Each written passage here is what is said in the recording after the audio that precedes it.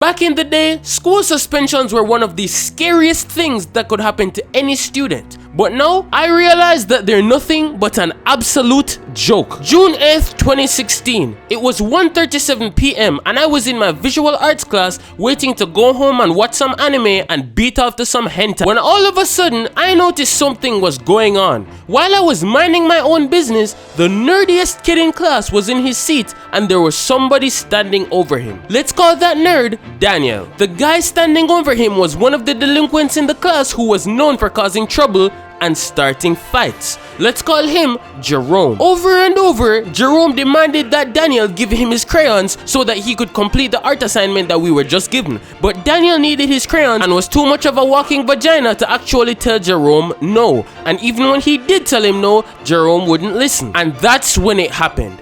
Jerome took the crayons off Daniel's desk without his consent and was refusing to give them back. It didn't even take me a second thought before I found myself stepping in, and that was where I walked over to the situation and confronted him. Yo, get the man back him crayons. And that's when Jerome looked at me directly in my face, kissed his teeth, and said, "Go suck your mother." Now, if you're not Jamaican, this is called telling somebody about their mother, and it is basically the most disrespectful thing you could possibly say to someone. It is essentially telling them to go and lick and suck their mother's vagina, and when said in Jamaica or to any American who is from the Caribbean, the likelihood of starting a fight is approximately 100%. It was then that I realized that I had found myself at the epicenter of a nigga moment. But you see, unlike a lot of these other kids at my school, I didn't come from the hood. I grew up in a very sheltered household where I didn't hear phrases like suck your mother along with other Jamaican things. At that point, saying those words to me might as well have been like saying them to a white person because I barely even understood how deep it was. This is important context for later in the story, and it helps to explain why I did what I did. When he said that to me, I simply laughed and told him to put down the crayons, but in a more serious tone this time, to which he simply looked at me and said nothing. Then he opened his mouth to ask me,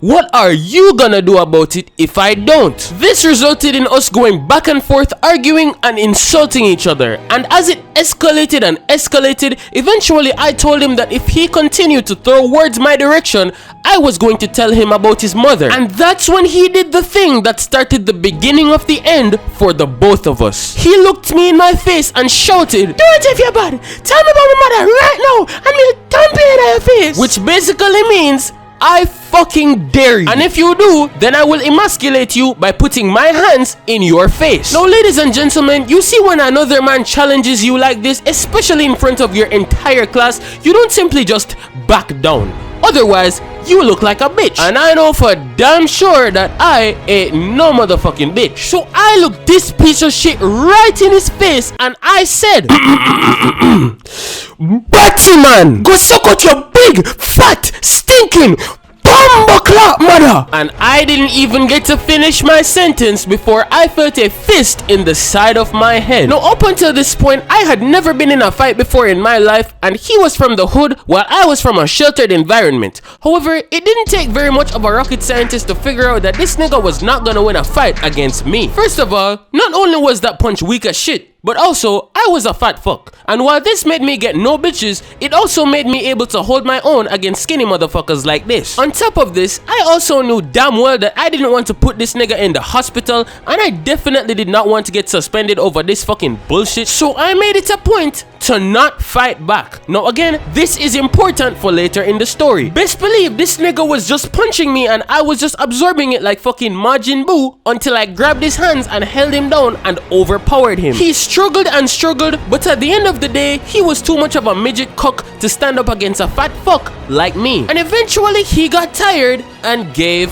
up. And while that might sound like I took a fat W in that situation, it was already far too late. As the class stared and the students cheered, I looked behind me to the entrance of the class, and that's when I saw the teacher.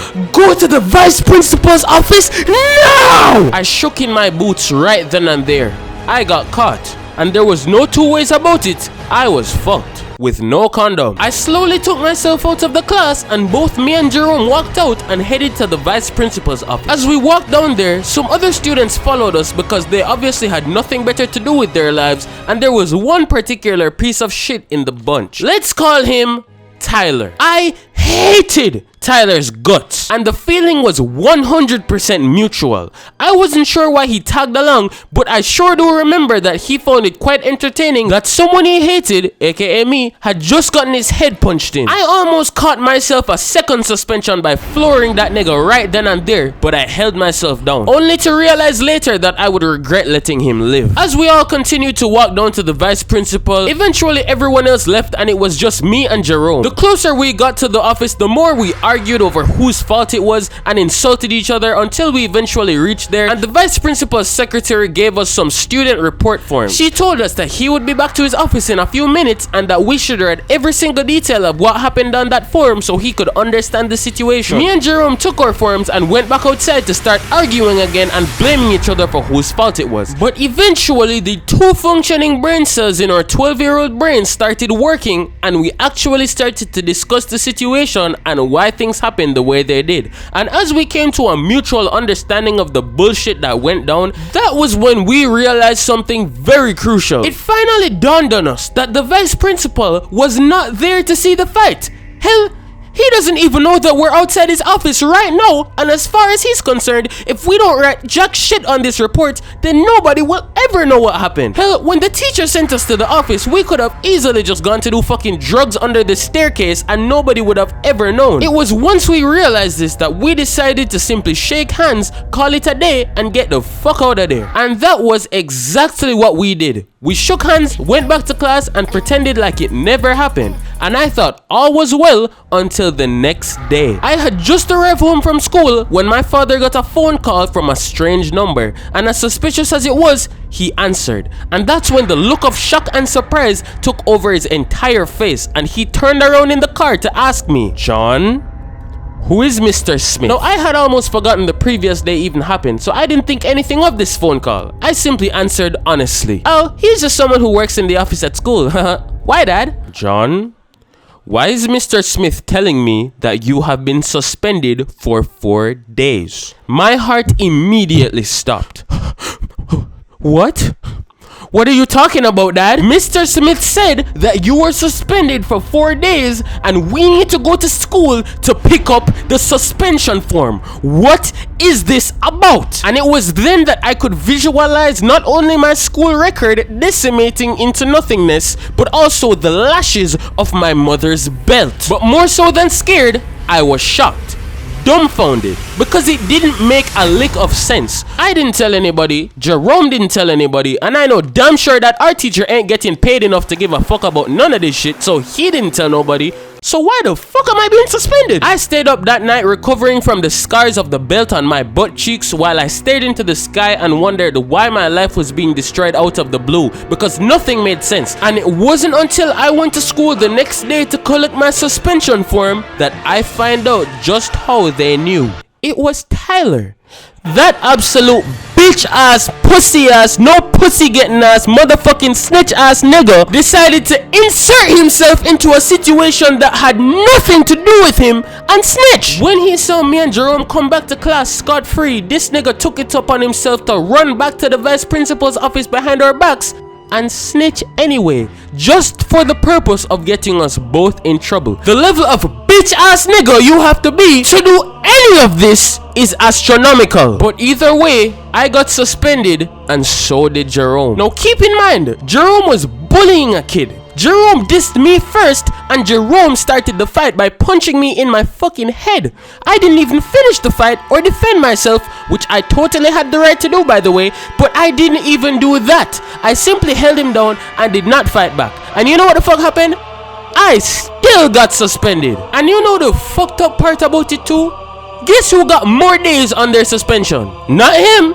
We got the same amount of days. How the fuck do we get the same amount of days? Are our crimes equal?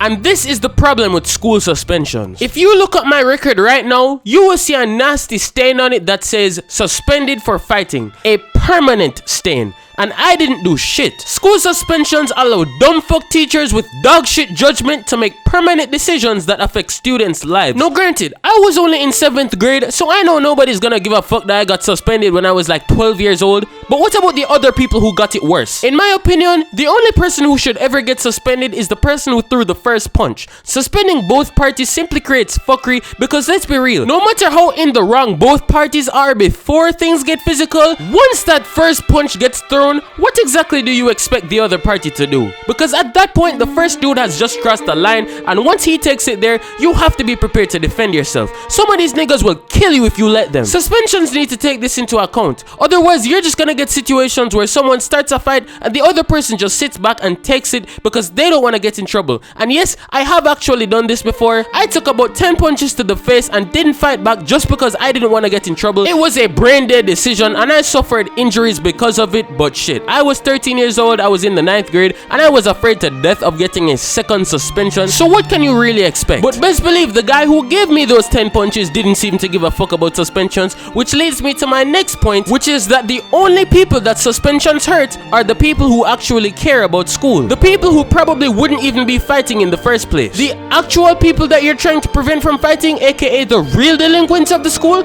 you think them niggas give a fuck about your little suspension? They will treat that shit like a holiday. It's not like they were coming to class much to begin with. They don't give a fuck. So you'll have them fighting to kill while you'll be trying not to get in trouble, and that will just lead to you getting your ass beat, and worst case scenario, having videos spread around the school of you getting your ass beat, which will basically destroy your ability to roast anyone or have any type of popularity in the foreseeable future. I believe that suspension should not be on your permanent record unless you're a repeat offender, because like I just said, the only people suspensions hurt are the ones who actually had futures to begin with. In my opinion, you should always defend yourself no matter what and worry about the consequences later. Having lifelong injuries and having a horrible school experience because your popularity was shot into nothing by people making fun of you every single day is not worth it. But speaking on the topic of popularity, if you want to learn what the 7 levels of popularity are, watch the video on your screen right now because you're curious and subscribe to the channel.